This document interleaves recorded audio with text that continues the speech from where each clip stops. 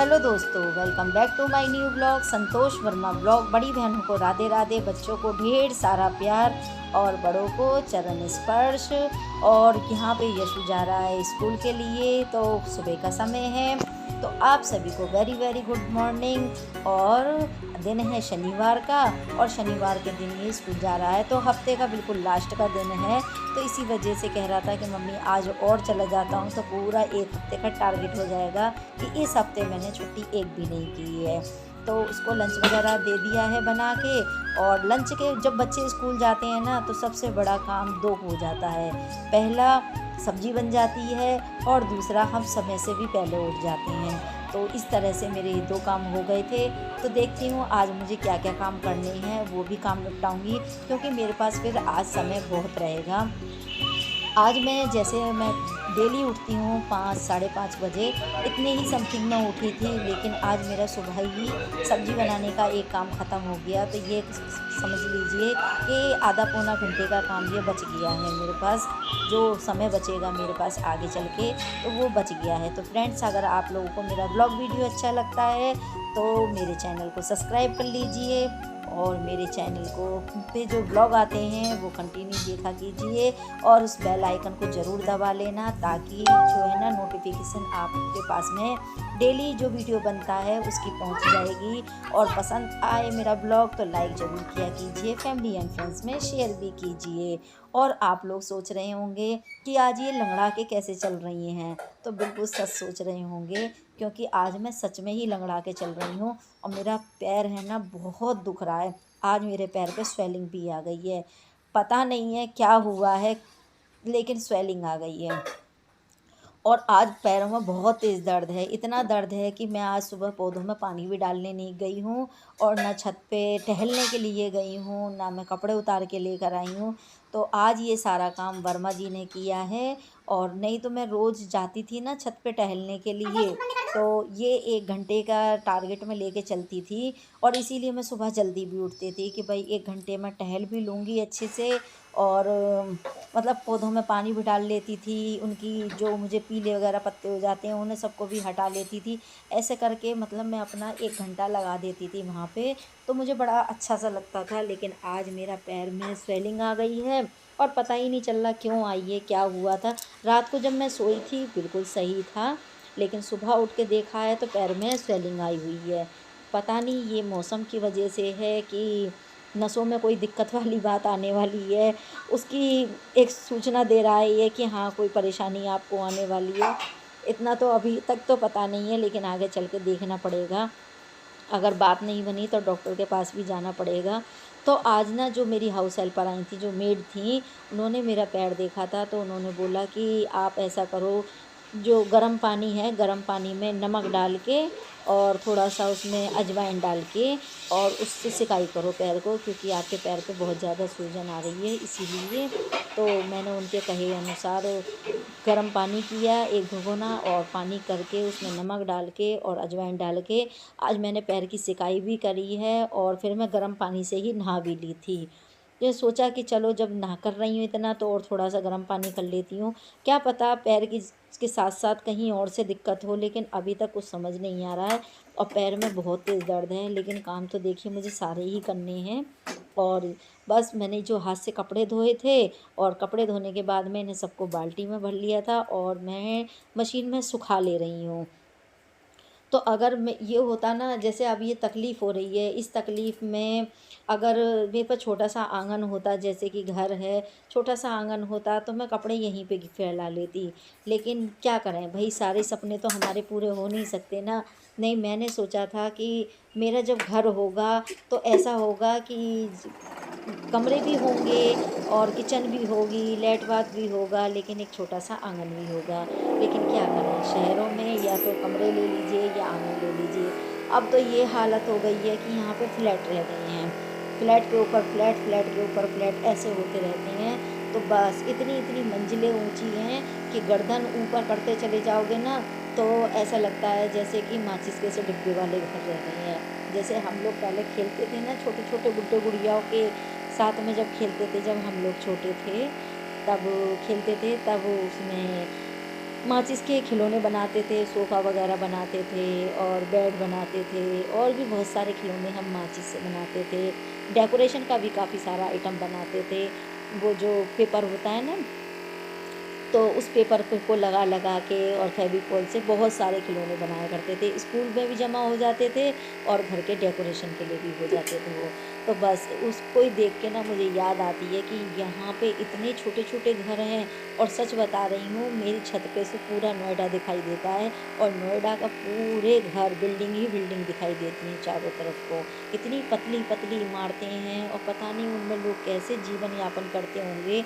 उनको साँस लेने के लिए कैसे हवा अच्छी मिलती होगी, ये तो वो जानते होंगे, ये भगवान जानता होगा। लेकिन मुझे ऐसा लगता है कि कुल मिला के छोटा-सा एक आँगन होना चाहिए और थोड़ा-सा आगे खुला एरिया होने से ना अच्छे से बैठ के जैसे योगा वगैरह करना हो या बैठ के अगर हम 2-4 जने हैं बैठ के बातें करें। कभी मन करता है कि चलो छत है, मतलब आँगन है तो छत ही कह लीजिए उसे, कि यहाँ पे आराम से सो जाते हैं, लेट जाते हैं, लेकिन कुछ नहीं, यहाँ तो सिर्फ़ बस कमरे ही कमरे हैं, इन्हीं में ही रहना हो जाता है। तो चलिए फ्रेंड, यहाँ तो मैंने बातें करते-करते और ये मशीन में कपड़े भी सुखा दिए हैं और सारे भर भी दिए हैं। अब देखती हूँ क्या होता है मेरे साथ में, मुझे छत पे भी जाना पड़ेगा धीरे-धीरे करके। और मैं ऊपर ले आई हूँ सारे कपड़े और यहाँ की आज मुझे ना ये रेलिंग की भी सफाई करनी है। ऊपर से धूल-मिट्टी आती है ना, अब ये सोच रही हूँ कि ऊपर आ ही गई हूँ धीरे-धीरे पैरों से लंगड़ाते-लंगड़ाते, तो इस रेलिंग को भी आज पोंछ के चली जाऊँगी। तो इस तरह से ना ये भी काम हो जाएगा और अभी यहाँ का भी पोछा लगाना बाकी है। आज मेरे पे ही पोछा नहीं लगा ना, तो ऊपर का मैं आई नहीं और ऊपर का आज पोछा नहीं लगाया और हाउस हेल्पर से मैंने नीचे वाले फ्लोर का लगवा लिया था। तो इस तरह से ये वाली मंजिल रह गई। नीचे वाली मंजिल तो मैंने कर दी थी जैसे-तैसे ही, जब यशु स्कूल के लिए गया था तभी कर दी थी, लेकिन ये ऊपर वाला फ्लोर आज रह गया है।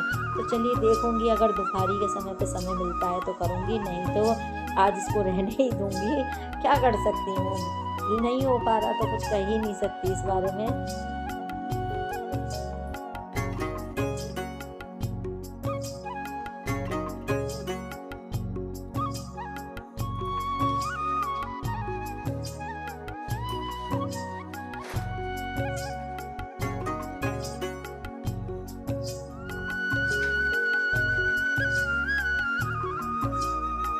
और कपड़े वगैरह फैलाने के बाद में ना फिर मैंने दवाई खाई थी।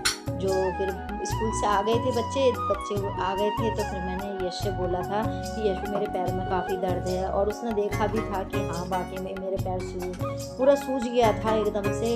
ये तो कारण नहीं पता चला क्यों सूज रहा है, लेकिन सूज रहा था। तो उसने मेडिकल वाले से बोला तो उन्होंने दवाई दे दी थी। अब दवाई दे के आ गया तो मैंने खा ली थी और मुझे बहुत आराम मिल गया। ये समझ लीजिए कि बिल्कुल ऐसा लग ही नहीं रहा था कि मानो कि मेरे पैर में दर्द है या सूजन है।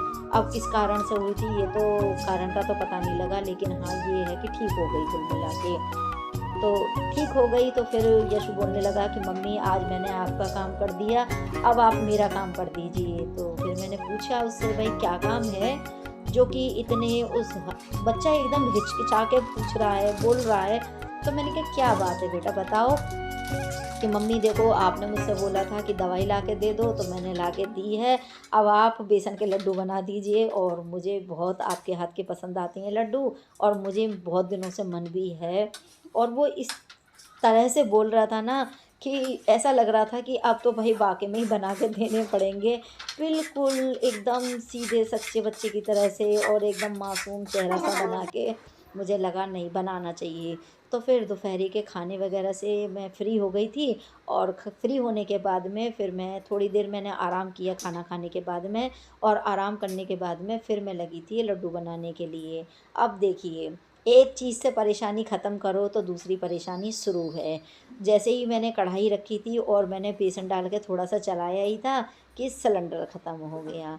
अब फिर ये परेशानी, वो तो अच्छा था कि सिलेंडर वाले भैया भी सुबह ही सिलेंडर दे के गए थे, और मैंने नोट कर लेती हूँ, जैसे कैलेंडर होता है ना, कैलेंडर पे लिख लेती हूँ कि मैं इस दिन सिलेंडर लगा रही हूँ।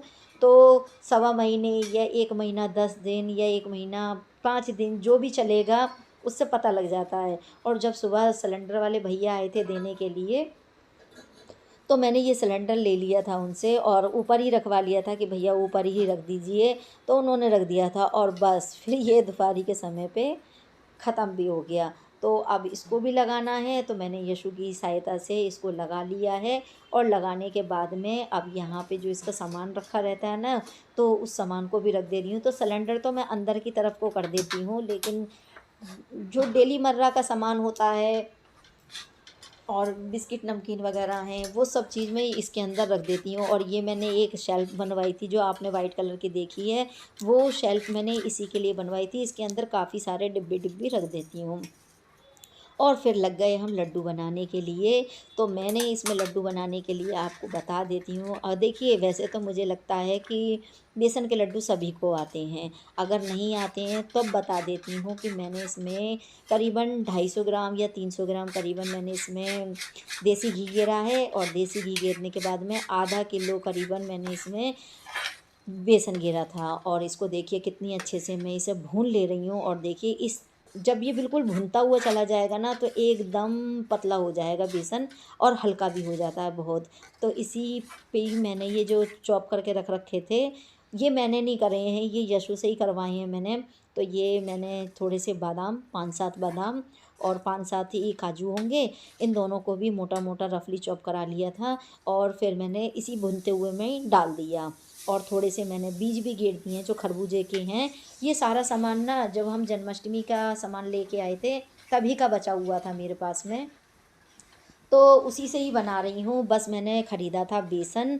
और बेसन भी मोटा वाला लेना है, सॉरी बता देती हूँ मैं आप लोगों को कि राजधानी का बेसन, वो भी थोड़ा-सा मोटा वाला, बारीक वाला बेसन नहीं लेना, मोटा वाला लेना है।